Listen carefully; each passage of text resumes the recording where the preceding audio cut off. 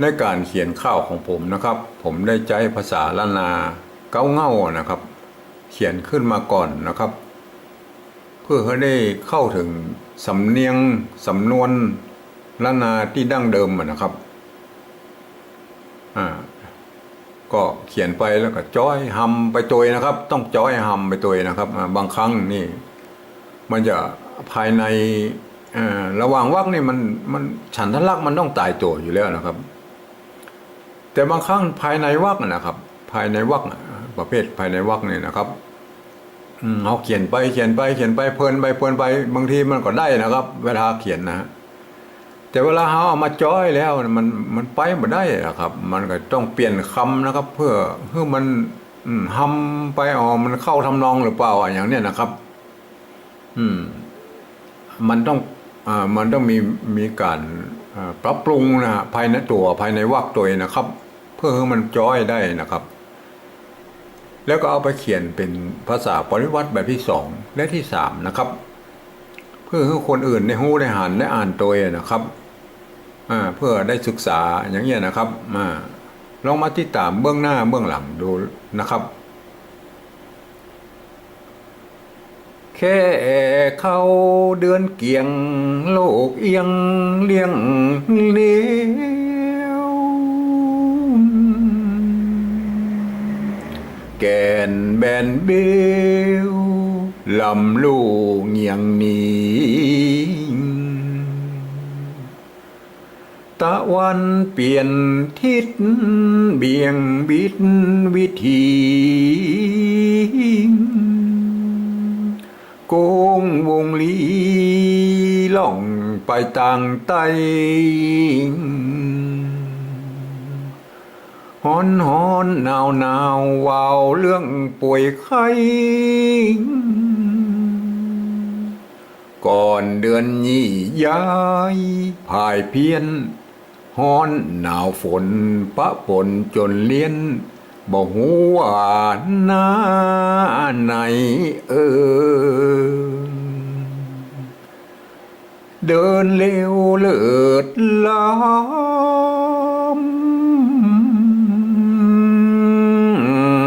สม่ำเสมอออกกำลังเนื้อภูมิคุ้มกันต้านสัพพะโลกภัยบอกกายสวรรค์บ่ลังควานซ้ำซนไวรัสไข้หวัดมากลายท่วมทนบ่วนมาไกลเฮานองอย่าลีลอขอแค่เดินสู้แล้วจะหูว่าดีนักแกเนิ่นายเฮ้ยครับแล้วก็เอาไปเขียนเป็นภาษาปริวัติแบบที่2นะครับก็แบบอี้นะครับก็คือการที่ยืมนะครับอักษรไทยนะครับเพื่อมาเทียบภาษาละนาตะกี้นะครับเทียบเป็นตัวไว้นะครับแล้วก็เขียนประกอบคำขึ้นมาแบบภาษาไทยนั่นนะครับแต่ไส้ในมันเป็นอักษรละนานะครับไม่ใช่อักษรไทยนะครับตัวนี้ตัวคะนะครับไม่ใช่ตัวคอคนนะครับอันนี้ตัวคะนะครับไม่ใช่ตัวคอไข่นะครับอันนี้ตัวดะนะครับไม่ใช่ตัวดอเด็กนะครับอันนี้ตัวกะนะครับไม่ใช่ตัวกอไก่นะครับตัวละนะครับไม่ใช่ตัวลอลิงนะฮะตัวละนะครับตัวอะนะครับไม่ใช่ตัวอ้ออ่างนะครับแบบนี้นะครับตัวบะนะครับไม่ใช่ตัวบอใบไม้นะครับอย่างเงี้ยนะครับเพราะนั้นคนบ่ฮู้บ่เคยศึกษาภาษาละนามาก็นึกว่าเป็นภาษาไทยก็อ่านไปตามแบบภาษาไทยสำเนียงมันก็จะบิดเบี้ยวไปนะครับมันอ่านมาได้นะครับเพราะภาษาแบบนี้เอาไว้ให้คนที่เปิ้นฮู้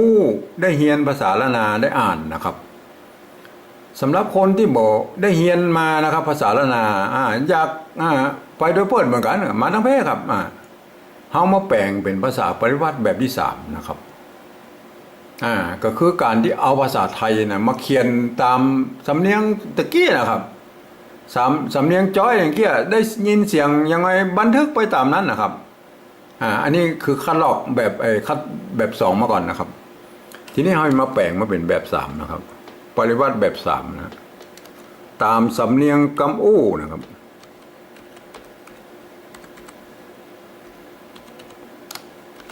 กำอู้หรือคำพูดเนี่ยนะครับในข้อตกลงปี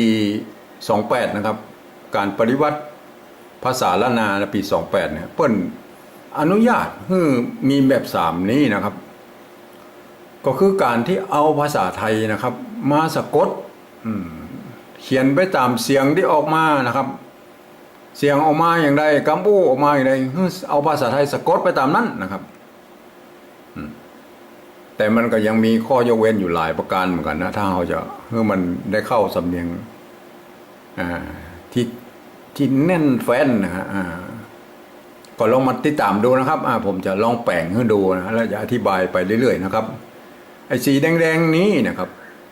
ก็คือเสียงที่มันบัดได้อะครับมันบัดได้ภาษาละนานะครับผมได้แต้มไว้อันนี้แหละจะต้องเปลี่ยนนะครับเปลี่ยนให้มันเป็นภาษาละนาจะมีวิธีการเปลี่ยนอย่างไรนั่นเดียวจะเล่าให้ฟังนะครับสำหรับตัวสีฟ้านี่นะครับเดี๋ยวผมจะเล่าที่มาที่ไปที่มาหรืออาจจะเปลี่ยนแปลงหรืออาจจะอย่างไรเนี่ยก็ว่ากันไปนะครับเพราะว่ามันมีอยู่2-3ส่วนอยู่นะครับส่วนสีดำๆนี่เสียงพอได้ละเสียงพอได้กับภาษาละนานะครับเอามาเริ่มเลยนะครับตัวนี้ความจริงมันเสียงก็ได้นะครับแค่นะครับเปิ้นใจเอาภาษาไทยเขียนตัวคอคนนะครับพอดีเพิ่นเลิกใจไปแล้วเขาก็เอาคอควายมาแทนเนี่ยก็คือแค่ครับแค่มันก็อันเดียวกันนั่นนะครับแค่นะครับแค่นะครับพอออกเสียงคอเนี่ยตัวค่าง่ายๆเนี่ยนะครับก็ใจตัวคอคนค่าคอคนเลยนะครับเพราะว่ามันต้องไปเอาตัวกล้ำตัวอย่างมาแล้วครับอันนี้คือเสียงโทพิเศษนะครับเข้านะครับในภาษาไทยนั่นนะครับเปิ้นบ่มีวรรณยุกต์โทพิเศษมาฮื้อนะครับเปิ้นมีแค่เอกโทตีจัตวานะครับเพราะนั้นวรรณยุกต์โทพิเศษนี่บ่มีนะครับเมื่อบ่มีแล้วมันก็จะถ้าเอาบ่มีอย่างเปลี่ยนแปลงก็จะเข้าใจผิดกันนะครับเข้าใจผิดก็คือเข้าก็คือเสียงโทธรรมดานะครับเพราะนั้นเนี่ยได้ก็เป็นเสียงโทพิเศษแหละครับผมได้เอาจุดนะครับประดับไว้นะครับเพิ่งหูไว้ว่านี่ระวังนะอันนี้คือบรรณยุกต์โทพิเศษของผมนะครับที่ดัดแปลงเอามาประดับไว้เพื่อหูว่าคำนี้ต้องอ่านออกเสียงโทพิเศษนะคือเข้านะครับต้องเข้านะครับเสียงโทพิเศษนะครับเดือนเกียงนะครับอันนี้มันมาจากตุกกะนะครับถ้าอ่านเป็นไทยก็อ่านเดือนเกียงนะครับมันมาได้นะครับมันต้องเสียงจัตวาครับเดือนเกียงแค่เข้าเดือนเกียงโลกเอียงเลี่ยงเลี้ยวได้ตัวนี้กะเหมือนกันแบบตัวนี้ครับก็ต้องเป็นแกนนะครับแกนเบนเบลเสียงโทพิเศษนะครับเบลไม่ใช่เบลนี่มันโทธรรมดานะครับเราจะต้องบังคับผมได้เอาจุดไว้เนี่ยก็คือบังคับให้ทุกคนที่มาอ่านนะครับเพื่ออ่านตามหลักภาษาไทยแต่มีข้อยกเว้นอยู่ตรงนี้นะครับจุดนี้บอกว่ามาจากภาคอื่นใดฝรั่งมังค่าหรืออาเซียนหรือที่ภายกระจ้างที่จะเข้ามาต้องอ่านออกเสียงโทพิเศษนะคำนี้ที่มีจุดเนี่ยแกนโลกแบนเบลนะครับต้องอ่านอย่างนี้นะครับถึงจะได้สำเนียงล้านนานะครับลำลู่เงียงหนีอันนี้ได้ลำมีอย่างแล้วครับตัวนี้มาจากตัวตะนะครับมันก็เป็นเสียงจัตวาอยู่แล้วนะก็คือตะวันนะครับตะวันเปลี่ยนทิศนะครับในภาษาละนาเปิ้นเอาตัวละลอลิงเนี่ยมาประดับไว้เฉยๆนะครับ แต่การออกเสียงแล้วไม่ได้ออกครับดั้งเดิมเปิ้นก็บ่ออกเสียงครับตั้งสมัยโบราณมาแล้วเปิ้นก็เอาประดับไว้เฉยๆครับบ่ออกเสียงเพราะฉะนั้นเขาก็ออกไปอย่างนะครับมันต้องมาเข้าใจผิดกันนะครับตะวันเปลี่ยนทิศนะครับทิศนี่เอาอันนี้ตัวสบนะครับถ้าจะเอาตัวอย่างอีมันงามหน่อยก็บ่มีปัญหาครับเพราะว่ามันอันนี้มันเป็นภาษาไทยแล้วนะครับภาษาไทยเปลี่ยนทิศนะครับโอเคนะครับเอามันคล้ายๆภาษาไทยหน่อย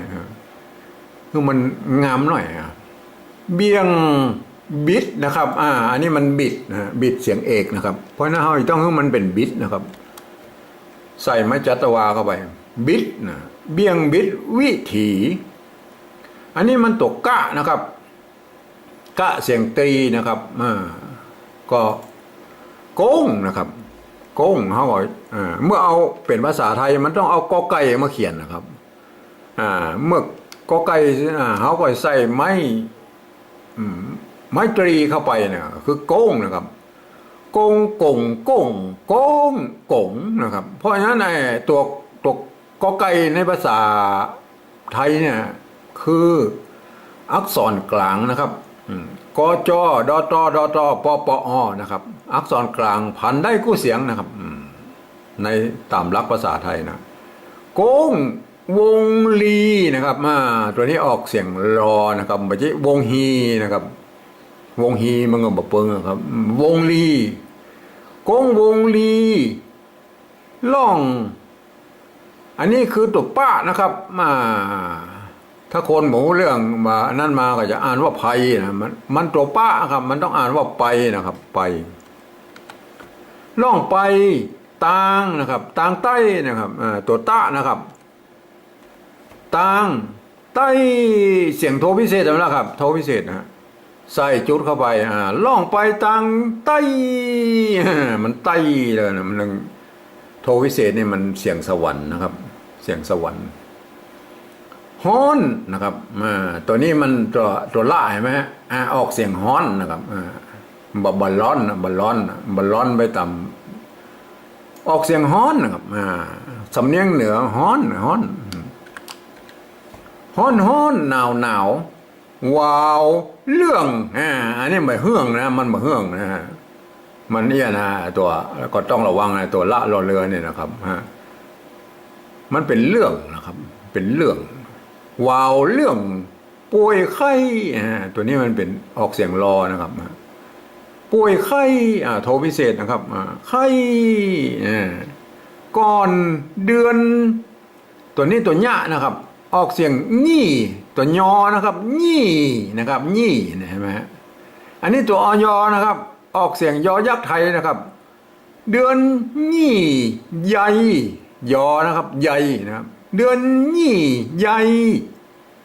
พายเพี้ยนนะครับเพี้ยนนะฮะอันตัวพระ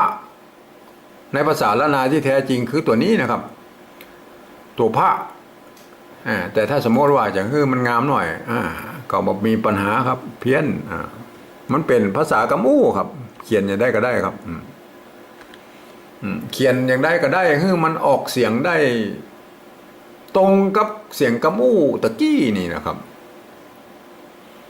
แต่อันนี้ก็บอกควรจะออกไปเพราะว่ามันเก้าเงามาเป็นอย่างอี้นะครับถ้าจะเขียนเป็นอย่างอี้มันเดี๋ยวมันจะอ่านเป็นไงใช่ไหมล่ะครับเพราะมันเป็นข้อยกเว้นอยู่นะครับเป็นข้อยกเว้นอยู่คือตัวยอยักษ์โดดๆนี่มันตัวญะนะครับต้องอ่านตัวยอนะครับอยอย่างนี้อ่านตัวยอยักษ์ไทยก็คือใยนะครับแล้วยังมีตัวคือตัวยอหญิงนะครับต้องอ่านแบบยอยักษ์ไทยเหมือนกันนะครับมันเสียงออกขึ้นจมูกครับออกขึ้นจมูกนะฮะมียอหญิงมันมี3ตัวยอยักษ์นะครับยอในประเภทเสียงละนาเนี่ยนะครับฮ้อนนะครับฮ้อนหนาวฝนอันนี้ออกมันเป็นตัวปะแล้วครับเอาตัวปะมาเขียนก็คือปะนะครับเสียงจัตวานะครับคือปะเนี่ยนะครับปะปนนะครับปนเสียงจัตวานะครับปะปนโจรนะจนเสียงจัตวานะฮ้อนหนาวฝนปะปนจนเลี้ยน บ่หูนะครับว่าหน้าเสียงโทพิเศษนะครับบ่หูว่าหน้าไหนอันนี้นะฮะเดินถ้าเราจะเป็นเดินเฮวมันก็บอกให้เปิงเราได้เอาเดินเร็วนะครับเดินเร็วนะครับใครจะใส่ไม่จะคู่ไปก็มันมีปัญหาเพราะว่านี่เป็นคำโอ้นะครับแต่ภาษาละนาพุ่นมาใส่นะฮะแต่เขาจะใส่ก็ได้ก็เลิศนะครับบางคำปล่อยใจตัวนี้นะครับเลิศเลิศอย่างนี้นะครับแต่ในที่นี้เขาใจตัวนี้บางครั้งรุ่นหลังๆปล่อยใจเลิศอย่างนี้นะครับก็มันมีปัญหานะครับเดินเร็วเลิศล้ำสม่ำเสมอนะครับมันออกตัวสะนะครับไม่ใช่สะนะครับสะมันเสียงเอกครับสะม่ำเสมอตัวนี้มันเอาใส่ไปเยอะมันอาจจะบรรทุกอันนี้หลักการหน่อยมันก็มาเป็นอย่างโอเคหุ้งว่าตัวนี้มันจะออกตัวสอเนี่ยมันเสมอสม่ำเสมอออกกำนะฮะกำจัตวานะครับกำลังเนอภูมินะครับภูมิตัวนี้มันในภาษาละนาเพิ่นมีสระอีนะครับถ้ามีสระอีเพิ่นก็อ่านว่าภูมินะครับเพิ่นอ่านภูมินะครับอันนี้เพิ่นอ่านว่าภูมินะครับแต่สมมติว่ามันเป็นภาษากัมพูแล้วจะใส่ก็มันมีปัญหาครับเอาให้มันงามหน่อยนะครับภูมิคุ้มตัวข้าก็เปลี่ยนเป็นตัวคอคนคอควายนะครับคุ้มกันนะครับตัวกะนะครับมันก็กันนะครับคุ้มกันต้านเสียงโทพิเศษนะครับใส่เข้าไปต้านตัวนี้ซับปะนะครับถ้าเอาเขียนแบบนี้เห็นไหมฮะมันมีไม้ซัดนะครับถ้าเป็นบาลีมันมีไม้ซัดนะครับบนใส่ไม้ซัดนี่เขาใส่ไม้ซัดเพื่ออย่าบังคับให้มันออกเป็นซับปะสปะโลกภัยนะครับอันนี้ภัยในภาษา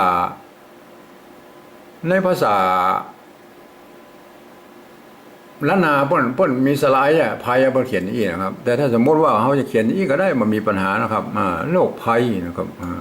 มันเป็นกำอู้นะครับบันทึกเอาภาษาไทยมาบันทึกจามกำอู้นะครับอันนี้ก็คือภาษาไทยนะครับสปะโลกภัยบอกกายนะครับบอกกายคืออ่านตามหลักภาษาไทยนะครับบอกกายนะไม่ใช่บอกกลายนะครับบอกกายสวรรค์นะครับมันตัวนี้มันไม่ใช่สวรรค์นะครับมันสวรรค์นะครับเอาไปใ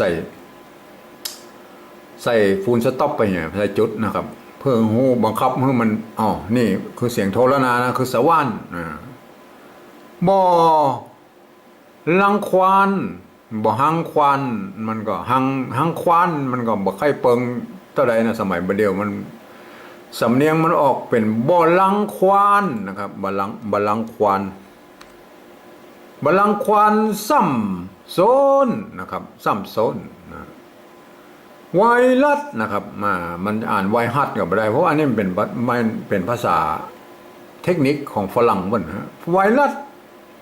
ไข้โทพิเศษนะครับไข้อันนี้มันวัดนะวัดเสียงเอกนะครับไข้วัดนะครับมากลายท่วมโทพิเศษนะครับท่วมท้นนะครับในภาษาละนาคือตัวท่าตัวนี้คือตัวทอที่แท้จริงนะครับแต่ถ้าสมมติว่าเขาเขียนเป็นภาษากะมูแล้วเขาใช้ตัวนี้ก็ได้นะครับท่วมท้นบ่บนมาใกล้นะครับใกล้มันมีลั่นลิ้นนะครับมันมีลั่นลิ้นเฮาตัวนี้ครับบ่วนมาใกล้เฮานอนะครับเฮานอย่า ลีลอมันอ่านเป็นฮีฮอมันก็บ่หมดนะครับอย่าลีลอขอแค่เดินสู้ เดินสู้เสียงโทพิเศษนะครับสู้ แล้วจะหู้นะครับ ว่าดีนักแกนะครับ อันนี้ตัวกะนะครับ ว่าดีนักแกเนอนายเฮยได้แล้วนะครับอันนี้เป็นภาษากัมโอแล้วนะครับปฏิวัติแบบที่สามแค่เข้าเดือนเกี่ยงโลกเอียงเลี่ยงเลี้ยวแกนแบนเบี้ยวลำลู่เงียงหนีตะวันเปลี่ยนทิศเบี่ยงบิดวิถีโกงวงลีล่องไปต่างใต้ฮ้อนหนาววาวเรื่องป่วยไข้ก่อนเดือนยี่ใหญ่พ่ายเพี้ยนฮ้อนหนาวฝนปะปนจนเลี้ยนบ่ฮู้ว่าหน้าไหนเดินเร็วเลิศล้ำสม่ำเสมอออกกำลังเนื้อภูมิคุ้มกันต้านสปะโลกภัยบ่กายสวรรค์บ่ลังควานซ้ำซ้อนไวรัสไข้หวัดมากลายท่วมท้นบ่วนมาใกล้เฮาหนออย่าลีลอขอแค่เดินสู้แล้วจะหู้ว่าดีนักแกเน้อนายเฮยครับก็เป็นแบบนี้แหละครับ